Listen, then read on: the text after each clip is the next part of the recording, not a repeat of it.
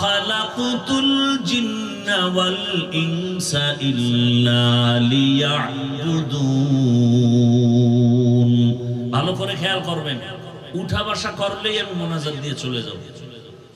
কারণ আপনি যদি বয়ান নিতে না চান, আমার তো কোনো ঠেকা নাই যে আপনার জোর করে খাওয়াইতে হইব। কষ্ট করে আসছি, কষ্ট করে চলে যাব। আপনি শুনতে না চাইলে আমার এখানে আসার কোনো যৌক্তিকতা, দাওয়াত না দিলে আমি আসতাম? সময় আছে আমার।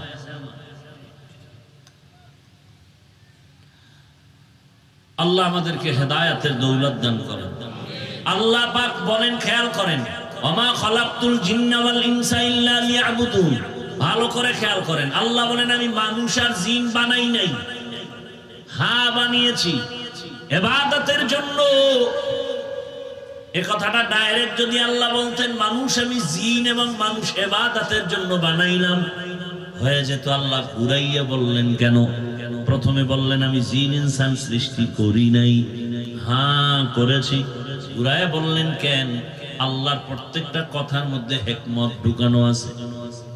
আল্লাহ তাআলার প্রত্যেকটা কথার শব্দের ভেতরে এতটা অলংকার লাগানো। যেমন রব একটা শব্দ, এটার তরজমা বাংলায় আমরা করি প্রভু, প্রতিপালক। ওলামায়ে কেরাম লিখেছেন হবে না, প্রতিপালক আর প্রভু বললে রব শব্দের হক আদায় হয় না। বলে তো রবের অর্থ কি? বলে এটা একটু বাক্য বানায় ব্যাখ্যা দিতে হবে। বলে কেমনকার রব? হলেন তিনি সমস্ত মাখলুকতের প্রয়োজনের অগ্রিম আয়োজন করেন যিনি, সব প্রাণীর অগ্রিম আয়োজন যিনি করেন তিনি আমার রব। আল্লাহ তাআলা বলেন আমি মানুষ জিন বানাই নাই বইলা বললাম কেন? বলে তোমার জেহেন আর অন্তর খালি করে দাও, তোমাকে বানানো হয় না এটা ঢুকাও। সব ঢুকাইয়া এবার ফ্রেশ মনে একটা কথা নাও, তোমাকে বানানোর জন্য একটা কাজ, জমিন আর কোনো তোমার কাজ নাই। মৃত্যু পর্যন্ত তোমার কাজ হলো একটা। কয়টা? ওই কাজের নাম ইবাদত। ওই কাজের নাম কি? ইবাদত। অন্য কোনো কাজ তোমার দুনিয়াতে নাই, তোমার একটাই মাত্র কাজ ইবাদত। এখন বুঝার চেষ্টা করি ইবাদত কি। আমরা অনেকেই মনে করি মসজিদে যাও, তাসবিহ হাতে নাও, জিকির করো, তেলাওয়াত করো, ইবাদত শেষ। এজন্য ভালো করে মনে রাখবো ইবাদত কি, ইবাদত কেন, ইবাদত কিভাবে। এই তিনটা কথার জবাব দিয়ে মোনাজাত দিব, ধৈর্য হবে তো ইনশাআল্লাহ। তবে আয়াতের উপরে আরেকটু ব্যাখ্যা করি। আল্লাহ বলেন ওয়ামা খালাকতুল জিন্না ওয়াল ইনসা ইল্লা লিয়াবুদুন। অধিকাংশ মুফাসসিরিনে কেরাম লিয়াবুদুনের ব্যাখ্যায় লিখেছেন আই লিয়ারিফুন। আরাফা ইয়ারিফু থেকে মারিফাত। মারিফাত মানে পরিচয় লাভ করা। কার পরিচয়? আল্লাহর। তাহলে আয়াতের অর্থ কি হবে? ওমা খালাকতুল জিন্না ওয়াল ইনসা ইল্লা লিয়াবুদুনের ব্যাখ্যা হবে আমি মানুষ জিন বানাইলাম মারিফাত অর্জন করার জন্য। এখন প্রশ্ন হলো তাহলে ডাইরেক্ট বলতো ওমা খালাকতুল জিন্না ওয়াল ইনসা ইল্লা লিয়ারিফুন, ইবাদত বইলা আবার ব্যাখ্যা কেন ঘুরাইয়া মারিফাত নিলেন? কারণ আছে না নাই? কারণ হলো দুনিয়াতে আল্লাহ ভালো জানে, কারণ আমার আল্লাহ আলিমুল গায়বি ওয়াশ শাহাদা। আল্লাহ জানেন এই জমিনে অনেক মারিফতের সম্রাট দাঁড়াবে, যারা এলেম আমল কোন বান্দার মধ্যে নাই, দাবি করবে আমি মারিফতের সম্রাট। আল্লাহ বুঝায় দিলেন ইবাদত বলিয়া মারিফত নেওয়ার কারণ হলো মারিফতের অর্জন করার জন্য ইবাদত ছাড়া কোনোদিন মারিফত অর্জন হবে না। শরীয়ত রা মুকদ্দম দার আকনু মারিফত আজ শরীয়ত নিসতে বেরু তরিকত হো শরীয়ত হো তমামি হकीकत में মুহাম্মদ কি গোলামি। আমাদের সমাজে মারিফত নিয়ে কিন্তু ধুম কিলাকিলি। তিন দলে বিভক্ত, তিন দল। এক দল বলে শরীয়তের দরকার নাই, মারিফত আসল, এরা ভণ্ড। বলেন এরা কি? আর এক দল বলে মারেফত বলতে কিচ্ছু নাই, তারাও ভণ্ড। আমি আজকে প্রমাণ করে গেলাম এই জমিনের মধ্যে, ও রাঙ্গুনিয়ার মুসলমান, আমি আয়াত দিয়া প্রমাণ করে গেলাম আল্লাহ মারেফত বলতে কিছু নাই, মানে আল্লাহ মারেফত অর্জন করার জন্যই বানাইছেন। ওয়ামা খালাকতুল জিন্না ওয়াল ইনসা ইল্লা লিয়াবুদুন। ইবাদতের অর্থ হলো মারেফত অর্জন করো, আর মারেফত ইবাদত ছাড়া হবে না।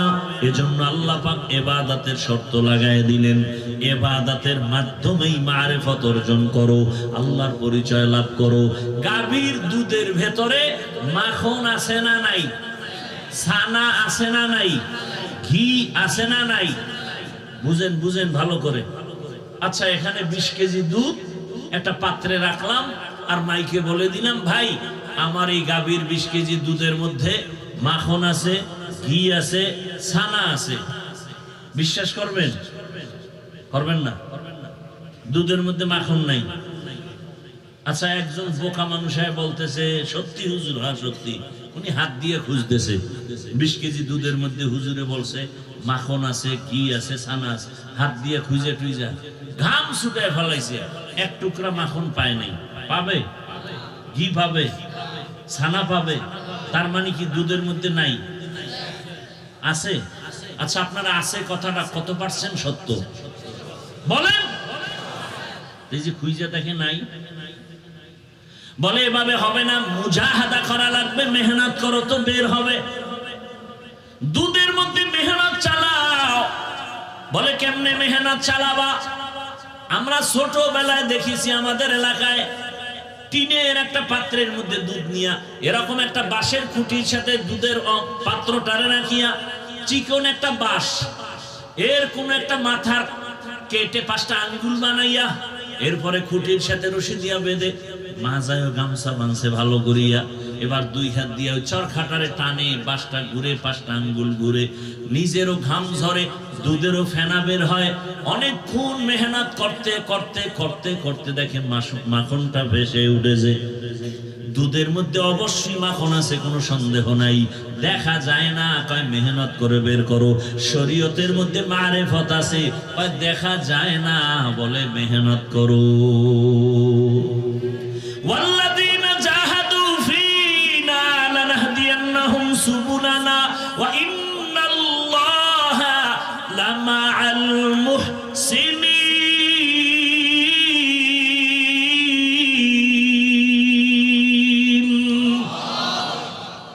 মেহনত করো, মুজাহাদা করো। শরীয়তের মধ্যে তুমি মেহনত চালাও, ইখলাসের মেহনত, দৌড়াইতে থাকো। ইখলাস নিয়ে যদি 1 বিঘা তাকাও, আল্লাহর রহমত তোমার দিকে 1 হাত আগায় যাবে। তুমি যদি 1 হাত আগাও, 2 হাত আগায় যাবে। তুমি যদি হাঁটতে থাকো, আমার মাওলা রহমত দৌড়াতে থাকবে। আল্লাহর রহমতের আশায় দৌড়াইতে থাকো, দেখবা আল্লাহর পরিচয় লাভ হয়ে যাবে। অতএব শরীয়ত ছাড়া, ইবাদত ছাড়া মারেফত পাওয়া যাবে।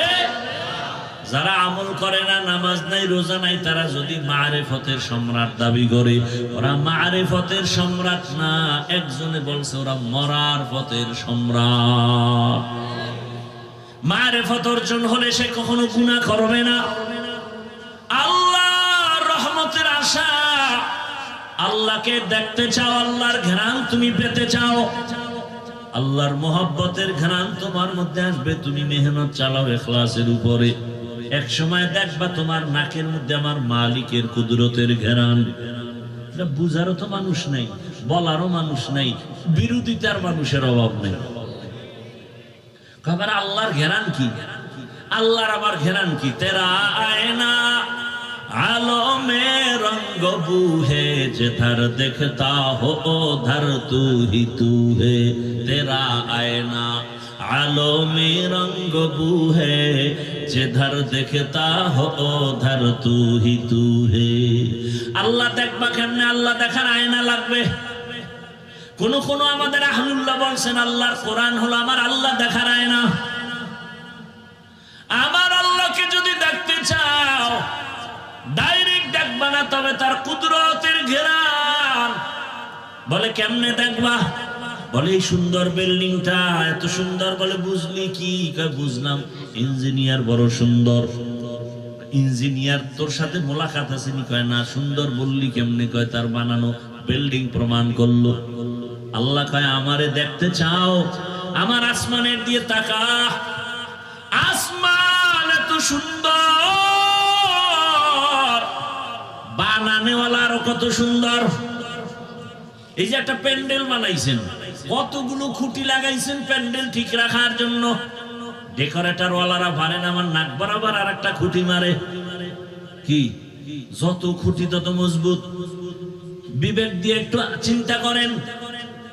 আল্লাহ তাআলা পশুকে ভালো মন্দ যাচাই করার বিবেক দেয় না, মানুষকে দিছে। একটু ভাবেন, এত বিশাল আসমান, এত বিশাল 7টা আসমান আল্লাহ এমন ভাবে সেট করেছেন, নিচের থেকে কোনো খুঁটি নাই, উপর থেকে কোনো রশির টানাও নাই।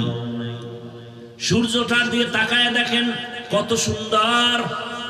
চিন্তা করেন যিনি বানাইছেন তিনি আরো কত সুন্দর। তেরা আয়না आलमे रंग बूहे जिधर देखता हो उधर तू ही तू है। ভাইরা আমার আল্লাহর মোহাব্বত আর মারিফত অর্জন করো। আল্লাহ পাকের মোহাব্বত আর মারিফত অর্জনের একমাত্র রাস্তা ইবাদত। এবার বুঝেন ইবাদত কি? বলে ইবাদত হলো প্রত্যেকটা ক্ষেত্রে আল্লাহর হুকুম বাস্তবায়ন করে চলার নাম ইবাদত। ইবাদত কেন করব? বলে একমাত্র কারণ আমার আল্লাহর সাথে হবে মোলাকাত, আর বিনিময় পুরস্কার পাবো জান্নাত।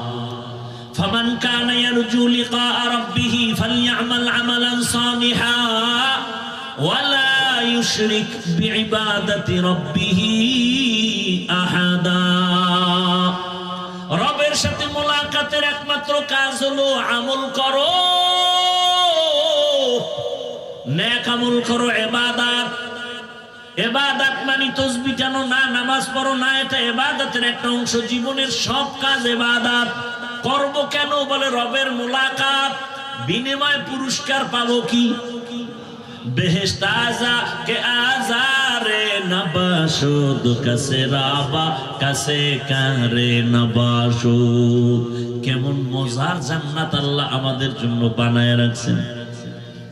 আল্লাহ যারে জান্নাত দিবেন তারে মরার আগে জান্নাতের চেহারাটা দেখায় দিবেন। এরে নবীর আশিক যুবক, ও পর্দার আড়ালের আম্মা জানেরা, বোনেরা, ও বৃদ্ধ বাবাজিরা, কয়দিন দুনিয়ার রং তামাশায় ঘুরবা? হায়াতের অর্ধেক শেষ। দুনিয়ার পেছনে ঘুরতে ঘুরতে হায়াত শেষ। সেই আগের মতো যৌবন নাই, আগের মতো বাহাদুরি নাই, আগের মতো চোখের পাওয়ার নাই। সব খুয়াইলা নষ্ট করলা কিসের পেছনে? কোরআন পড়তে গিয়া কয় না, দুনিয়া দুনিয়া দুনিয়া জিকির করতে গিয়া আমার আখিরাত বরবাদের পথে চলে গেল। নবী বলেন দুনিয়া খুলিকাত লাকুম ওয়া আন্নাকুম খুলিকাতুম লিল আখিরাহ। দুনিয়া তোমার আমার গোলাম, তুমি আমি কার গোলাম? দুনিয়া তোমাকে আমাকে খুঁজবে, আমি তুমি আমার আল্লাহকে খুঁজবো। কিন্তু এখন সব উল্টা, মানুষ দুনিয়া খুঁজে, আল্লাহ তার বান্দারে খুঁজে। মানুষ এখন দুনিয়া খুঁজে, দুনিয়া খুঁজতে খুঁজতে এখন মা চেনে নামাইয়া ফেলায় দুনিয়ার জন্য, দুনিয়া পাওয়ার জন্য। সামনে বাধা বাবা মেরে ফেল, দুনিয়া পাওয়ার জন্য নেতা বাধা মেরে ফেল।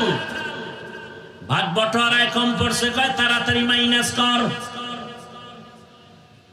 দুনিয়া এমন পাও পাইল, নবী বলেন হুব্বুদ দুনিয়া রাসু কুল্লি খাতিয়া। দুনিয়ার লোভ সব ধ্বংসের কারণ। হযরত আলী বলেন দুনিয়া জিফা ওয়া তুল্লাবুহা কিলাব। দুনিয়াটা একটা মৃত্যু জন্তু, এর পেছনে যারা দৌড়ায় এরা কুত্তা। এরা কি? দুনিয়ার পেছনে যারা দৌড়ায় এরা কুত্তা। দুনিয়া দুনিয়া দুনিয়া যারা করে এরা দুইটা জিনিস চায়। কয় জিনিস চায়? জবাব দেন, কয় জিনিস চায়? একটা চায় ওরা শান্তি, আর একটা চায় সম্মান। এই দুনিয়াদারেরা দুইটা চায়, শান্তি আর কি? আল্লাহর জাতের কসম,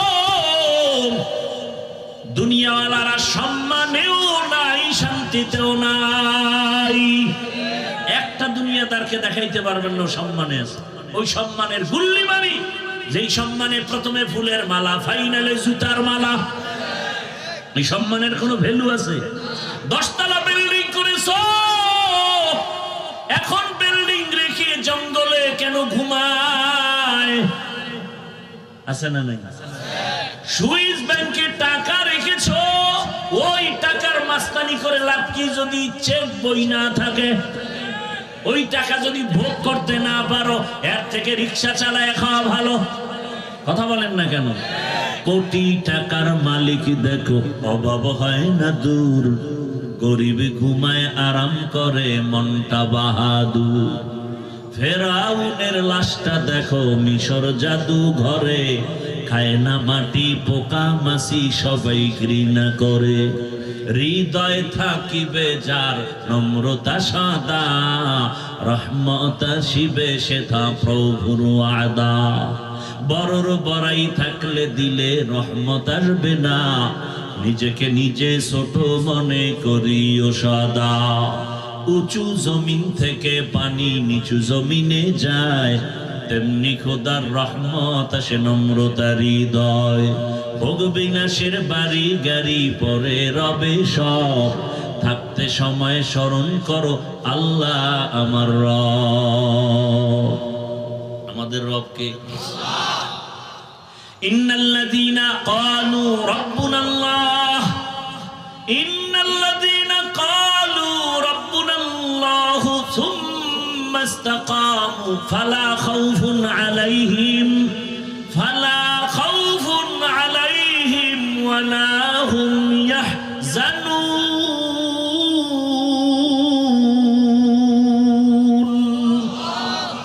আল্লাহ বলেন, যারা আমাকে রব বলে স্বীকার করবে, এর উপরে মজবুত হয়ে চলবে, আমি তাকে বিনা হিসেবে জান্নাত দিয়ে দিব। ভাইরা আমার, দুনিয়ার সম্মান কিছু না, আল্লাহ যেটা দেয় এটা স্থায়ী। টাকা দিয়ে যেটা কিনে ওটার কোনো দাম। এই যে একবার ফুলের মালা, একবার জুতার মালা। এই সাউন্ড কমে কেন? মাইকলা কই ঘুমায়? ভাইরা আমার, এটা কি এই সম্মানের কোনো ভ্যালু আছে? অথচ আল্লাহ যারা সম্মান দিয়েছেন, দেখেন তো আপনাদের পেরেশানি। এক সময় জমজমাট ব্যবসা, এখন আবার হাঁটুর নিচে মাথা, কান্নাকাটির ব্যবস্থা, শান্তি নাই, ব্যবসা নাই, চাকরি নাই। আর যাদের কাছে রসুলের মোহাব্বত আর সুন্নত আছে, এদের কোনো পেরেশানি নাই। আমরা যে চেয়ারে বসছি, এই চেয়ারের কোনো মেয়াদ নাই। আছে? চেয়ারম্যানের চেয়ারের মেয়াদ শেষ, মেম্বারের চেয়ারের মেয়াদ শেষ, এমপির মেয়াদ শেষ। কোরআনওয়ালার চেয়ারের কোনো মেয়াদ আছে? নাই। এরা এত সম্মানে আছে, এরা দুনিয়ায় বাদশা, আখিরাতেও বাদশা। কিন্তু দুঃখ, এই জাতি ভালো করে চিনল না এই ওলামায়ে কেরাম তারা কারা, তারা কেমন। যদি চিনতো, আলেমের বিরুদ্ধে কথা বলতো না। ওলামায়ে কেরামে জাতির নিঃস্বার্থ বন্ধু। কারণ এই জাতিকে ওলামায়ে কেরাম যা দিয়েছে, খোদার কসম কেউ দেয় নাই। সব স্বার্থপর। 5 টাকা দিলে 10 টাকা নিয়ে নিছে, খবর নাই। কিন্তু ওলামায়ে কেরাম জীবন যৌবন সবই মানুষের পেছনে ব্যয় করে। শুধু আমি একা তাবলীগওয়ালাদের মেহনত, পীর মাশায়েখের মেহনত, নিজের সন্তান, ঘর, পরিবার, ব্যবসার খবর নাই। উম্মত নিয়ে ফিকির, এই উম্মতের কি হালাত। যেমন প্রমাণ আপনাদের দেই, লেখা রাখবেন, ভুলে যাবেন না ইতিহাস। মহামারী করোনা, ভুলে গেছেন? সেই সময় গোটা দুনিয়ার বাহাদুরের মাথা হাঁটুর তলে চলে গেল। করোনায় ধরছে বাবারে, কুলাঙ্গার 2 শিক্ষিত সন্তান মাস্ক লাগায় বসে আছে, কাছে যায় না, মরার ভয়। এক পর্যায়ে বাবাই মরে গেল। ওই শিক্ষিত 2 কুলাঙ্গার এলাকার গরিবের টাকা দিয়ে কয়, বাবার লাশটা টেনে টেনে রাস্তায় ফেলে দে। জানালা লক করে দিল, একবারও তাকায় দেখলো না বাবার লাশ কুকুর খেলো নাকি জানাজা হলো। ইতিহাস ভুলে যাবা না রে আমার কলিজার যুবক বাবারা। ওই সময় আমার দেশের মধ্যে স্কুল বন্ধ, কলেজ বন্ধ, চাকরি বন্ধ, ফ্যাক্টরি বন্ধ, সব বন্ধ ছিল, কিন্তু কোরআনের একটা মাদ্রাসাও বন্ধ হয় নাই। ওই লাশগুলো কেউ ধরে না, শত শত করোনার লাশ। কিছু সংখ্যক আমার দেশের পুলিশ বাবারা আর সিংহবাগ আমাদের ওলামায়ে কেরাম টুপিওয়ালারা এই লাশগুলো নিজেদের কাঁধে নিয়ে গোসল করালেন, কাফন দাফন করায় জানাজা দিয়ে কবরে রাখলেন। একজন হুজুরেও করোনায় মরে না। এরপরও হুজুর খারাপ কি? একদল নিমক হারাম আছে অজা, হুজুরদের বদনাম শুনলেও খুশি, করতে পারলেও খুব আরাম লাগে। আচ্ছা, আমাকে আর একটা উদাহরণ দেই, বলেন তো সরকারি চাকরি যারা করেন কয় ঘন্টা ডিউটি? কয় ঘন্টা? 8 ঘন্টা ডিউটি। বেতন নিম্নে হিসাব করে দেখেন তো 20,000-এর মতো নিম্নে বেতন 20,000। টেবিলের নিচে আর মুক্তার দানার তো অভাব নাই কি? ওটা ধরতে পারলেই আঙ্গুল ফুলে কলা গাছ। দুনিয়ার কোন রাষ্ট্রেও যদি না থাকে, আমগো সোনার বাংলায় টেবিলের তলে বহু মুক্তা পাওয়া যায় না। রাতারাতি কলা গাছ হয় কেমনে? ভাইরা আমার, 8 ঘন্টা ডিউটি, বেতন 20,000, টেবিলের নিচে আরো কত হারাম সুখার অভাব নাই। এবার আমাকে একটু বলেন, আপনাদের এই অত্র অঞ্চলের মসজিদ গুলোতে ইমাম সাহেব আসেনি? তাদের ডিউটি কত ঘন্টা বলেন? বেতন দেন কত? একটু বিবেকের প্রশ্ন করেন তো, এর থেকে জুলুম দুনিয়া তার কি হতে পারে? 24 ঘন্টা ডিউটি করে এক ইমাম, বেতন দেন 5-7 হাজার, তাও আবার বাকি। তাও কি আবার ইমাম সাহেবের রাখে রিমান্ডে, জোহরের নামাজে নাই, আসরের সময় রিকশার ড্রাইভার কয় হুজুর গেছিলেন কই? হুজুর কয় তোমার এত পাওয়ার কেন? কে তুমি? কয় রিকশা চালাই। বলে এত পাওয়ার কেন? বলে মাসে 5 টাকা বেতন দেই। এরকম বেয়াদব আছে না নাই? সভাপতি 100 টাকা দেয়, সেক্রেটারি সাহেব সভাপতির থেকেও ধনী, সে দেয় মাত্র 50। কেন তুমি বেশি দিতে পারো না? কয় সভাপতির থেকে বেশি দিলে বেয়াদবি হবে। এত কিছু করার পরেও কোন ইমাম কি কমিটির সাথে, মুসল্লির সাথে রাগ করে? জুমায় বলছেনি, আজকে জুমায় বলছেনি এই বেতন 30,000 না করলে আসর থেকে সূরাগুলো উল্টা পড়া হবে বলছে? বরং মোনাজাত দিয়েই দোয়া করে, হে আল্লাহ এলাকায় শান্তি দাও, ব্যবসায় বরকত দাও, কবরওয়ালাদের মাফ করো, অসুস্থ রোগীর সুস্থ বানাও। এরপরও যারা বলবা হুজুর ভালো না, আমি বলবো তোমার 14 পুরুষের রক্ত ভালো না। এলমেরা এজাজ করদান বেহিসাব, খলকেরা দাদান জওয়াবে বাসওয়াব, হকনা দারদ দোস্তে খলকা জারেরা, নিস্তে ই খাসলাত কে দিনদারেরা। ও আমার যুবক বাবারা, বৃদ্ধ বাবাজিরা, ইবাদত কেন করব? রবের সাথে মোলাকাত, পুরস্কার পাবো, জান্নাত। এবার বুঝেন ইবাদত কিভাবে করব? ডাক্তার সাহেবের পরামর্শে কয় না, প্রফেসর সাহেবের পরামর্শ। ইবাদত কিভাবে করবা? একটাই মাত্র জবাব, তোমার জীবনের সব কিছু হবে রহমতের নবীর আদর্শ অনুযায়ী। রসুলের আদর্শ মেনে তুমি ব্যবসা করো, ইবাদত। রসুলের আদর্শ মেনে খানা খাও, ইবাদত। রসুলের সুন্নাত অনুযায়ী তুমি বাজারে যাও, ইবাদত। রসুলের সুন্নাত অনুযায়ী তুমি ঘুমাও, ইবাদত। রসুলের সুন্নাত বাদ দিয়া নামাজ পড়বা, ইবাদত হবে না। নবীর আদর্শ বাদ দিয়া যাকাত দিবা, ইবাদত হবে না। রোজা রাখবা, ইবাদত হবে না। যেমন একজনে মাগরিবের নামাজ 3 রাকাত ফরজে দাঁড়ায় চিন্তায় পড়ে গেল, বেজর হইরা লাভ কি? আল্লাহকে আরো 2 সেজদা রুকু বাড়ায়া আর 1 রাকাত করে 4 রাকাত জোর বানাই। আল্লাহ খুশি হবেন? আল্লাহ খুশি হবেন না কেন? বলে আমার হাবিবের তরিকায় নাই। অতএব রসুলের তরিকায় আপনি ঘুমাইবেন, ইবাদত। বলে কেমন? এশার নামাজ পড়ে নবী বলে ঘুমাও, ঘুম থেকে উঠিয়া যদি আবার ফজরের নামাজ আদায় করে নাও, ওই ঘুমের সময়টাও নেকের পাল্লায় ওজন হয়ে যাবে। মকুন সুসুতি নামাজে পাঞ্জগানা ফাওয়াইলুল লিল মুসাল্লিনাল্লাযিনা মুমিনারা ইনামাজ ইমদাদ দা ইস্তাইনু আয়াতে কুরআওয়াখা। ও আমার বাবারা, রাসূলের তরিকা মতো চলেন। নবীজির আদর্শ নাই এমন কোন কাজ আছে নাকি? আঙ্গুলের নখগুলো কেমনে কাটবেন, এখানে নবীর আদর্শ আছে? এই আশিকে রাসূল নাম দেশে সুন্নি মহাসম্মেলন। সুন্নি মানে কি? সুন্নত নাই, কথা কয় না। তো আঙ্গুলের নখের দিকে জাটটা হে তাকায় দেখেন তো, সুন্নি অনুযায়ী নখ হইছে নি? যদি নখ সুন্নত অনুযায়ী না থাকে তাহলে আপনি সুন্নি বলার কোনো অধিকার নেই, আপনি ভণ্ড। চুলের দিকে তাকান, চুল কাটার মধ্যে রাসূলের আদর্শ আছে? আয়নার সামনে দাঁড়ায় দেখবেন নবীর তরিকায় চুল না ক্রিকেটার খেলোয়াড়দের তরিকায় চুল? যদি ক্রিকেটারের গোলাম হয়ে থাকেন তো রাসূলের আশেক দাবি করা ভণ্ডামি। জান্নাত পাওয়া এত সহজ? ভাইরা আমার, রাসূলের আদর্শ এত পারফেক্ট আদর্শ। আমার রাসূলের আদর্শই হলো দুনিয়াতে শান্তির একমাত্র ঠিকানা। দুনিয়াতে শান্তির ঠিকানার নাম ইসলাম।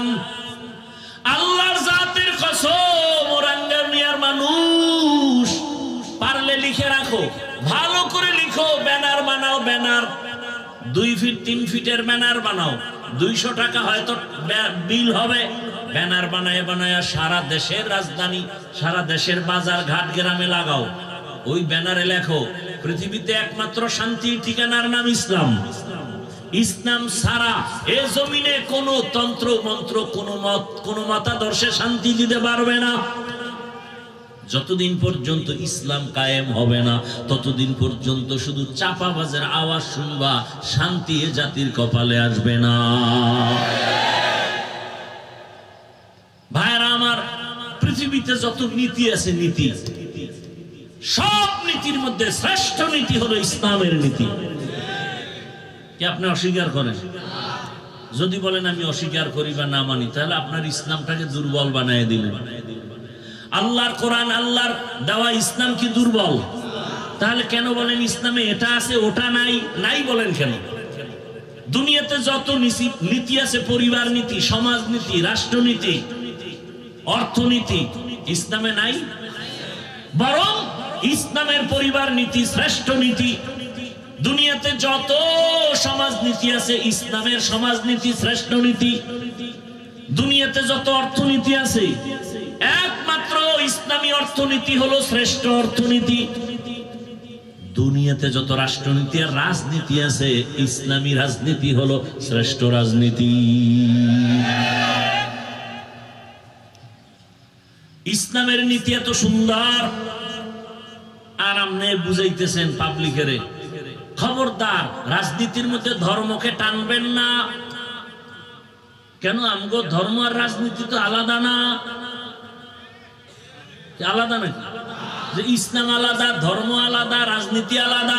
আমগো অর্থনীতি যা ইসলামও তা, আমগো সমাজনীতি তাও ইসলাম। ইসলাম বাদ দিয়ে আমগো সমাজনীতি নাই, ইসলাম বাদ দিয়ে অর্থনীতি নাই, ইসলাম ছাড়া আমগো রাষ্ট্রনীতি নাই। আমাদের রাষ্ট্রনীতি মানে ইসলাম, আমাদের অর্থনীতি মানে ইসলাম। মিলানো, বলে কেমন মিলানো?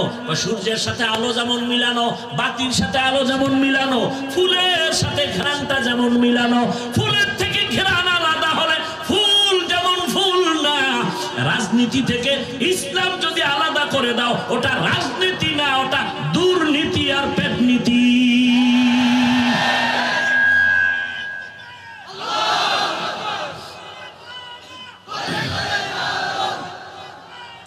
ভাইরা আমার, ভালো করে বুঝার চেষ্টা করেন। আল্লাহর ইসলাম আমার দুর্বল না। আপনি যদি বলেন ইসলামে এটা আছে ওটা নাই, তার মানে আপনি ইসলামটাকে দুর্বল বানায় দিলেন। আমার ইসলাম তো চ্যালেঞ্জ করার ইসলাম, দুর্বল কেন? ইসলামটারে দুর্বল করবেন না। ভাই এখানে বহু লোক, শুরুতেই বলছিলাম, অনেকে নামাজ আমরা পড়ি না, নাই মাঝে মাঝে পড়ে, মাঝে মাঝে পড়ি না, আসি না নাই। ভালো করে খেয়াল করেন, পয়েন্টটা মনে রাখবেন।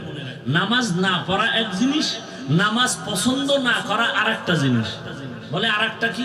যে নামাজ পড়ে না সে মুমিন, যে নামাজ পছন্দ করে না সে বেঈমান।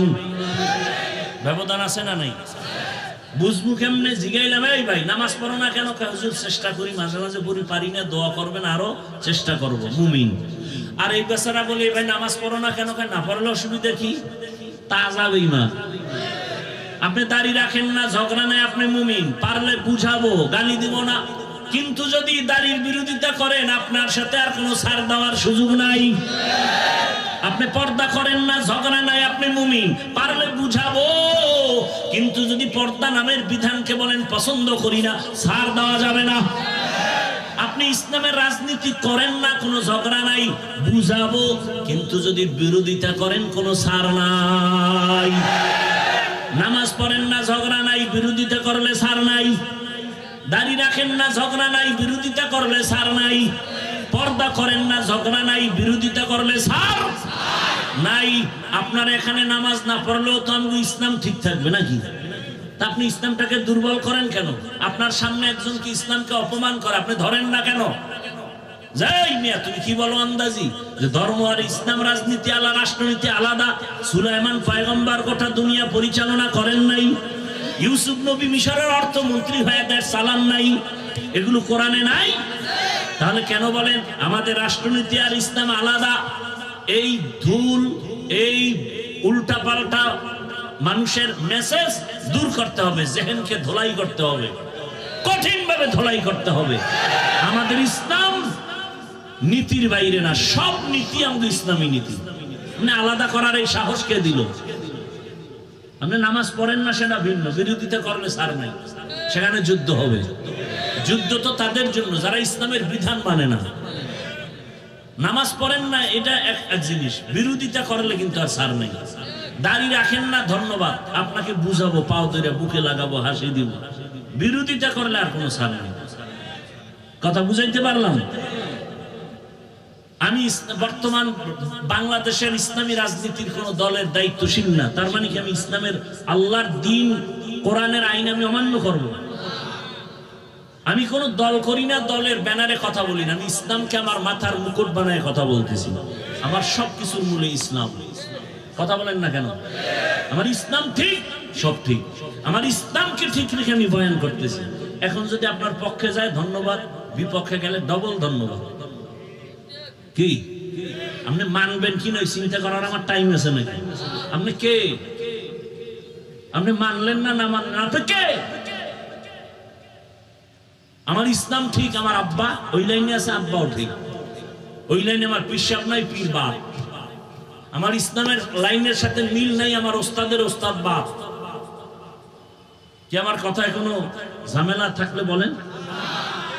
আপনার মানতে সমস্যা কেন? আপনি বলবেন এই আমি নামাজ ঠিক মতো পড়ি না, কিন্তু নামাজ লাগে না বললেই জুতা মারবো, বলে দেবেন এটা তুই মান। আমি রসুলের সুন্নাত ঠিক মতো মানতে পারি না, ঠিক আছে, কিন্তু রসুলের বিরুদ্ধে কথা বললেই ফিটাবো, এটা বলে দেবেন। তো প্রমাণ হবে আপনার ইমান ঠিক আছে।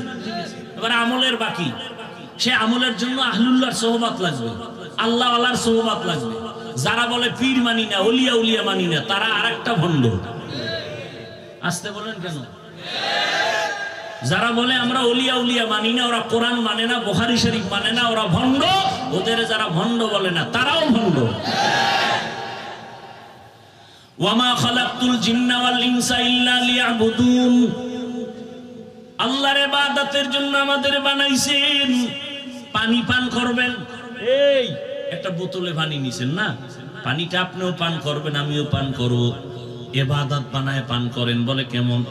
আপনি তো বাম হাতে বোতল নিয়ে ডান হাত দিয়ে এই মুখটারে খুলবেন, খুইলা বাম হাত দিয়ে একটা টান মারবেন, জায়গা নাই আধা লিটার।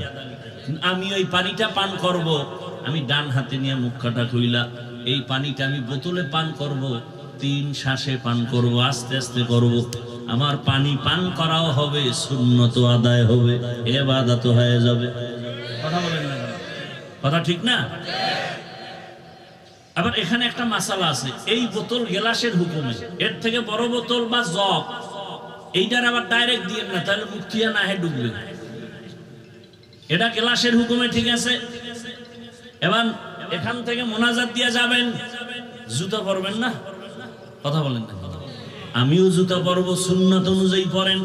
বলে কেমনে? বলে ডান জুতা ডান পাও আগে ঢুকাও, এরপরে বাম জুতাটার মধ্যে বাম পাও ঢুকাও। দোনো জুতার মধ্যে পাও ঢুকছে নি, আগে ঢুকছে কোনটা? ডান পাও। এবার দোনো পাও ঢুকার পরে যখন কদম দিবেন, ডান পাও দিয়া কদম দিবেন সবার আগে, সুন্নত। আমল করা যাবে না ইনশাআল্লাহ? দেখেন এটা মানতে কষ্ট, একটু খেয়াল করে মানলেই হয়। আপনারা এখান থেকে বাসায় যায় ফ্রেশ হবেন, ফ্রেশ হবেন না? ফ্রেশ আমিও বাসায় গিয়ে ফ্রেশ হব। কোথায় গিয়ে ফ্রেশ হবেন? বাসায়। বাসায় কোথায়? আরে বাসার মধ্যে আলাদা জায়গা আছে না? ওই জায়গাটার নাম কি? বেডরুম। কোন? ওয়াশরুম। ওয়াশরুম, ওয়াশরুম মানে বাথরুম না। এটাকে আমিও চেষ্টা করি, আপনারাও করেন। বাথরুমকে ওয়াশরুম বানায়। বাথরুম আলাদা, ওয়াশরুম আলাদা করেন। প্রয়োজনে মাঝখানে গ্লাস লাগান। বাথরুম এক সাইড, ওয়াশরুম আর এক সাইড। কারণ বাথরুম হলো জিন্নাতের আড্ডাখানা, জিন শয়তানের আড্ডাখানা। ওয়াশরুমে আপনি টুপি ছাড়া ঢুকেন, নিষেধ নাই, কিন্তু বাথরুমে টুপি ছাড়া ঢুকা যাবে না, খালি পায়ে ঢুকা যাবে না। বাথরুমে ঢুকতে গেলে হিসাব লাগাইতে হবে, আগে বাম পাও দাও, বের হতে গেলে ডান পাও। খালি মাথায় বাথরুমে যাওয়া যাবে না। আমরা সবাই বাথরুমের ওয়াশরুম বানাইয়া, এবার জুতারও খবর নাই, টুপিরও খবর নাই, এমন নিম্ন চাপ শুরু হয়েছে, এক দৌড় যায় শীতে বেড়ে গেছে, ওই রেখে ধৈর্য দেয় নাই, মাথা ফাইটে গেছে। সুন্নাত অনুযায়ী বাথরুমে যাবেন, কোন দুর্ঘটনা হবে না ইনশাআল্লাহ। বাথরুমে কোন পাও দিয়ে ঢুকবেন? না লাফ দিয়ে দোনো পাও একসাথে দিবেন? বাম পা দিয়া ঢুকবেন, ডান পা দিয়া বের হবেন। নবী বলেন বাথরুমে ঢুকে বাম পায়ের উপরে ভর করে বসবে, এটা সুন্নত। বাথরুমে গিয়ে বসবেন না, খাড়ায় থাকবেন। বসেন কিনা এটাও তো চেয়ার বাইরে না, চেয়ার, চেয়ারের মধ্যে বয়ে বইয়া বাস আরামে কামও সারবে, পত্রিকাও পড়বে। আল্লাহ হেদায়েত দান করেন। হায় হায়। তাহলে বাম পা দিয়ে ঢুকবেন, ডান পা দিয়ে বের হবেন, বাম পায়ের উপরে বসবেন, হাঁটুর উপরে কাপড় উঠানো যাবে না। মক্কার বেঈমান রাখায় তঙ্গ নবী কেমন নবী? বাথরুমের নিয়ম শিখায়। রহমতের নবীর সাহাবায়ে কেরাম বলে আমগো নবী এমন নবী, পানি ব্যবহারের নিয়ম শিখায়। বাথরুমে গিয়া কেমনে বসবো নবী তাও শিখাইছেন। পানি খরচ করবো কিভাবে তাও রাসূল শিখাইছেন। খানা খাইতে বসবেন, লোকমাটা কেমনে দিবেন নবী তাও শিখাইছেন। খানা খাইতে বসো, সুন্নাত অনুযায়ী দোনো হাতের কবজা ধুইয়া লও। এটার কি বলেন আপনারা? দোনো হাতের কবজা ধুইয়া খাইতে বসবেন, সুন্নাত। তবে যেই প্লেটে খানা নিবেন ওই প্লেটে হাত ধুইবেন না, অন্য প্লেটে ধুইবেন। এরপরে ডান দিক থেকে খানা শুরু করবেন, দস্তারখান বিছাবেন। এরপরে খানা খাইয়ার আগে বিসমিল্লাহ বলবেন, ফাঁকে ফাঁকে বলবেন লাকাল হামদু ওয়া লাকাশ শুকর। খানা শেষ, এরপরে আবার দোনো হাতের কবজা অন্য পাত্রে ধুইবেন, খানার প্লেটে না। আর খানার মধ্যে যে জুটা হবে, কাটা জুটা, এটা পানির মধ্যে ফেলবেন না। এটা জিনের খানা, কুকুরের খানা, বিড়ালের খানা। বাহিরে একটা নিরাপদ জায়গায় রাখবেন। বিড়াল খাবে, কুকুর খাবে, না হয় জিনেরা খাবে। পানির মধ্যে ফেলে জুলুম করা যাবে না, ওদের মজা নষ্ট করা যাবে না। খবরদার, আজকে এই সুন্নাতটার ওয়াদা করে যান যে ইনশাআল্লাহ জুতা কাটা পানিতে ফেলবো না। পারেন না ইনশাআল্লাহ? আল্লাহ কবুল করেন। তা দেখেন তো, রসুলের সুন্নাত মানা কষ্ট, রসুলের আদর্শই শান্তি। 5 বার ওযু বানাবেন, দেখবেন নিজের শরীরটা ফ্রেশ লাগে। আর যারা ওযু টযু নাই, নামাজ নাই, এগো পাশে দাঁড়ান যাইব, এটা প্রস্রাব করে লয় না পানি, আছে না নাই? ওযু নাই, এরপরে শরীরের পোশাক ধোয় না কত মাস। গোসল মানি ধাম ধাম করে চলে আসছে, দাঁড়াইলে পাশের পর টানে বিড়ি, এর পাশে দাঁড়াইলে নামাজ শেষ। করে না মেসওয়াক, নাই ব্রাশ। অথচ রসুলের সুন্নাত পরিষ্কার পরিচ্ছন্নতা, ইসলাম তো অপরিষ্কার না, ইসলাম তো পরিষ্কার পরিচ্ছন্ন। লা ঈমানা লিমান লা তাহারাতা লা, নবী বলেন যার পরিষ্কার পরিচ্ছন্নতার দিকে চিন্তা নাই তার ঈমানের দুর্বলতা চলে আসবে। ভাইরা আমার, তো ইবাদত হলো আল্লাহর হুকুম বাস্তবায়ন করার নাম ইবাদত। প্রত্যেকটা ক্ষেত্রে ইবাদত কেন করব? আল্লাহর মুলাকাত, জান্নাত, আমার পুরস্কার পাওয়ার জন্য। ইবাদত কোন সিস্টেমে হবে? একমাত্র মদিনাওয়ালা রাসূলের আদর্শ অনুযায়ী ইবাদত হবে। এরে আল্লাহর বান্দারা, ও যুবক বাবা, ও পর্দার আড়ালের মা বোনেরা, বৃদ্ধ বাবাজিরা, বয়ান তো আপনারা শুরুতেই বলছিলাম আপনারা বয়ান জানেন, একটু বুঝটা ঠিক করেন। এত বয়ান শুনে লাভ কি হবে? বাবা যদি নামাজ না পড়েন কোনো লাভ নাই। আমি আপনাদের এতক্ষণ যে এত চিল্লাইয়া কথা শুনাইছি, একবারও কিন্তু বলি নাই স্কুলে তালা দিয়া মাদ্রাসায় যান। আমার মতো টুপিওয়ালা বুজুর্গ বড় হুজুর হয়ে তসবিহ হাতে নেন। ভাইরা, আমি যা বলতে চাই, আমি চাই আপনি জেলাইনে থাকেন, জান্নাতের দিকে আপনি আগান, রসুলের তরিকা আপনার মাথার মুকুট বানায় নেন। আপনাদের লাইনে যারা আছে, জেনারেল লাইনে চাকরি করে, ব্যবসা করে, স্কুল কলেজে পড়িয়েও নামাজ পড়ে নাই। কত ডাক্তার নামাজ ছাড়ে না, দাড়ি অনেক বড়, স্কুলে কলেজে অনেক ছেলেরা পড়ে, মাথায় টুপি, বড় দাড়ি, পাগড়ি লাগানো। ঢাকা কলেজে গিয়া দেখো। ও আমার যুবক, তুমি কেন পারবা না রে বাবা? এখনো সময় আছে, তওবা করে নাও। স্কুলে পড়ো, কলেজে পড়ো, চাকরি করো, অনুরোধ করি ডাক্তার হও, engineer, professor, DC, SP, OC হও, কিন্তু খবরদার আমার নবীর তরিকার বাইরে বেয়াদবি করিও না। মা বাবার দোয়া, শিক্ষকের দোয়া, উলামায়ে কেরামের দোয়া নিয়ে সামনে আগাও, নবীর সুন্নাত অনুযায়ী জীবনটাকে চালাও। কারণ আরে তোমার বুঝ আছে, জীবনে তো গুনাহ কম করো না রে বাবা। মনের শখ লাগায় গুনাহ করেছো, মনে শখ লাগছে দাড়ি রাখবা না রাখো নাই, মনে শখ আসছে বেপরদায় আড্ডা দিবা দিছো, মনে শখ লাগছে পার্কে যাওয়া চলে গেছো, মনে শখ লাগছে নামাজ পড়বা না পড়ো নাই, মনে শখ আসছে সারা রাত মোবাইল চালাবা চালাইছো, এখনো কি ফিরবা না রে বাবা? তোমার শখ এখনো কি মিটে নাই? আর কত রাত মোবাইল চালাইলে তোমার শখ মিটবে বলো? আর কতদিন পার্কে পার্কে ঘুরলে তোমার শখ মিটবে বলো? আর কতদিন দাড়ি কাটলে তোমার শখ পূরণ হবে বলো? এবং হায়াতের বাকি আছে কতদিন তাও বলো? ও আমার বাবারা, এমন কোন দিন নাই যুবকের লাশের খবর নাই। পানির নিচে যুবকের লাশ, ঘুমের বিছানায় যুবকের লাশ। এই কয়েকদিন আগে ফেসবুকের গোলাম বাবারা কি দেখেন নাই? বিদেশ থেকে যুবক ছেলে আসছে, টাকা স্বর্ণ নিয়া এয়ারপোর্টে নামছে, ঢাকা শাহজালাল আন্তর্জাতিক বিমানবন্দর। পরিবারের সবাই গাড়ি নিয়ে অপেক্ষা, গাড়ির মধ্যে আইসা উঠছে। বহুদিনের বিরহের মহব্বতের বেদনার আনন্দ শুরু হয়ে গেল, বাচ্চা সহ খুব আনন্দ করতে করতে বাড়ি যায়। বাড়ি যাওয়ার আগ মুহূর্তে গাড়িটা পানির মধ্যে পড়ে গেল, সন্তান মারা গেল, স্ত্রী মরে গেল।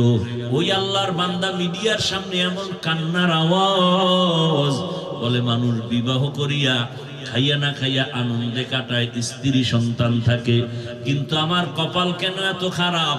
সব ছেড়ে গেলাম বিদেশে টাকা কামাই করতে, কিন্তু আজ আমি স্বর্ণ অলংকার নিয়ে আসছি, ঘরে থাকবো, কত আনন্দ করব, কিন্তু আমার কপাল বড় খারাপ। আমার হাতের উপর আমার বাচ্চাটা মরে গেল, আমার চোখের সামনে স্ত্রী মরে গেল। আমি এখন কোন ঘরে গিয়া যাব? আমি ঘরে গেলেই তো দেখি আমার ঘর আছে, কিন্তু ঘরের আনন্দ দেওয়ার বাচ্চাও নাই, ঘরের মধ্যে বাতি জ্বালাবার আমার স্ত্রীও নাই। এমন কান্নার আওয়াজ।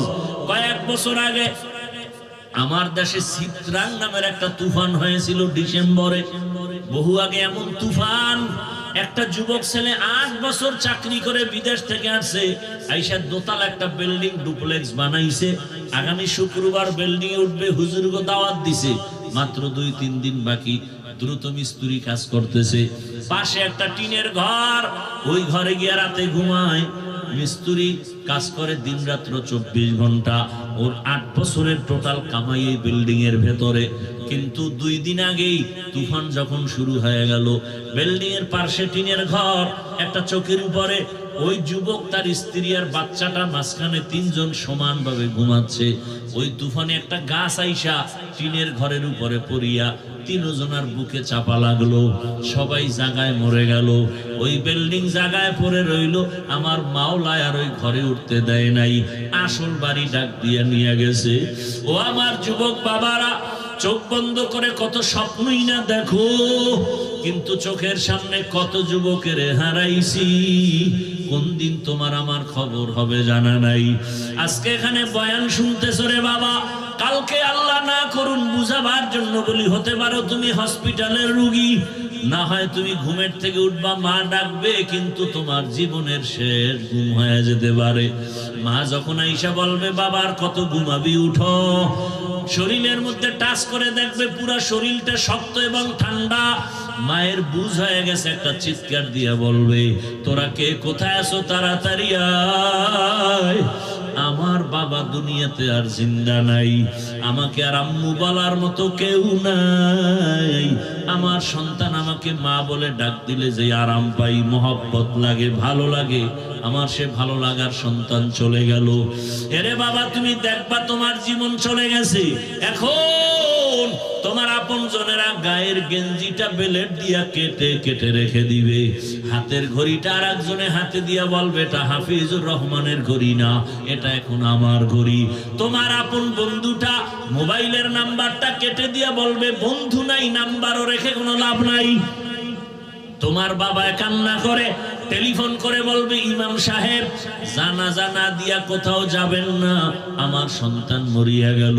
কাউকে বলবে বাজারে যাও কাফন কিনে আনো, কাউকে বলবে তাড়াতাড়ি বাঁশবাগানে যাও কবর খনন করো, কাহাকেও বলবে আবার ঘরের পেছনে তাড়াতাড়ি একটা টুল সাজাইয়া মশারি টানা, গরম পানি কর, শেষ গোসলটা দেওয়ার জন্য। সবাই বলবে ঘর থেকে লাশটা নামাও, আমার আরামের বিছানাটা কই, আরামের বিছানা থেকে টেনে টেনে নামাইয়া ওই খাটের উপরে শোয়াইয়া গরম পানি দিয়া গোসল করাইয়া কাফন পরাবে। খাটিয়ায় উঠাইয়া যখন জানাজার ময়দানে নিবে, জানালা দিয়া মা ডাকবে আর বলবে আমার বাবারে কই দাও, আমার বাবার চেহারাটা শেষবারের মতো দেখাও। আমারে মা বলিয়া ডাকতো, কত আরাম লাগতো, মজা লাগতো।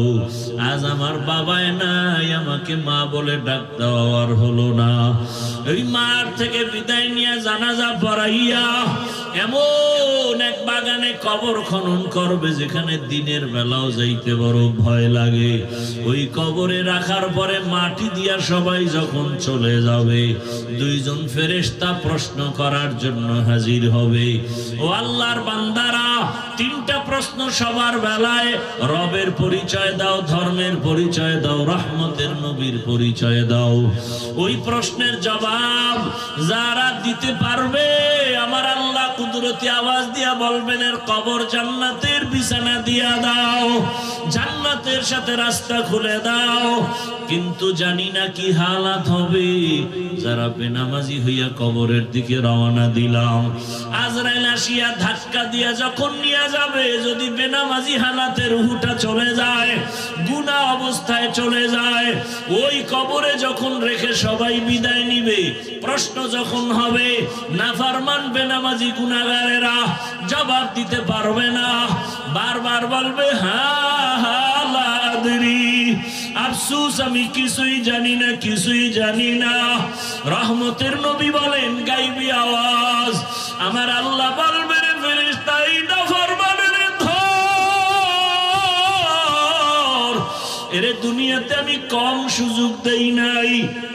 আমার দেওয়া পানি, আমার দেওয়া সূর্যের আলো, চাঁদের আলো, জমিনের ফসল, গাছের ফল সব ভোগ করলো, কিন্তু আমার হুকুম মতো নামাজ আদায় করে নাই। এখন আর দেরি করা যাবে না, কবরের সাথে জাহান্নামের সাথে রাস্তা বানায় দাও। আল্লাহ বলবে রে কবরের মাটি, এই নাফরমান গুনাহগারের দুই দিক থেকে জোরে জোরে চাপ দাও, এত জোরে চাপ দিবে পাজরের হাড় চুরমার হয়ে যাবে। ও আল্লাহর বান্দারা, রহমতের নবীর কান্নার আওয়াজ, আমার নবীও কাঁদে, আমার উম্মতের কি উপায় হবে? ও আমার নবীর আশিক, এখনো কি তওবা করবা না রে বাবা? দুই ফোঁটা চোখের পানি ছেড়ে গুনার কথা স্মরণ করে আল্লাহর কাছে তওবা করো, ক্ষমা চাও, মনে মনে ডাকো আর বলো, হে মালিক, এই ময়দানে আমার মতো গুনাহগার কেউ নাই। ও আল্লাহ, আমার গুনার কারণে আমার হাত না পাক, আমার চোখ না পাক, আমার জিহ্বা না পাক, আমার অন্তর না পাক। আমার গুনার খবর আমার মা বাবা ভাই বোনেরা কেউ জানে না, যদি জানতো কেউ মায়ার নজরে দেখতো না। ও আল্লাহ, তুমি কেমন দয়ার মালিক, এত গুনাহ করেছি, তুমি দেখছো, তুমি জানো কোথায় কতটা গুনাহ করেছি। ও আল্লাহ, তুমি রাগ করিয়া কখনো পানিও বন্ধ করো নাই, খানা বন্ধ করো নাই, সম্মানের জায়গা থেকে ফালাইয়া দাও নাই। আজকে তওবার নিয়ত করে ফেললাম, আমার মতো বান্দা যদি জেনারেল লাইনে থাকিয়া নামাজ পড়ে আমি কেন পারবো না? আমার মতো যুবক যদি চাকরি করে নামাজ পড়ে, ব্যবসা করে নামাজ পড়ে, ড্রাইভারি করে নামাজ পড়ে, আমি কেন পারবো না? ও আল্লাহ, আমি তওবা করতেছি, আর দাড়ি কাটবো না, নামাজ ছাড়বো না, বেপরদায় চলবো না।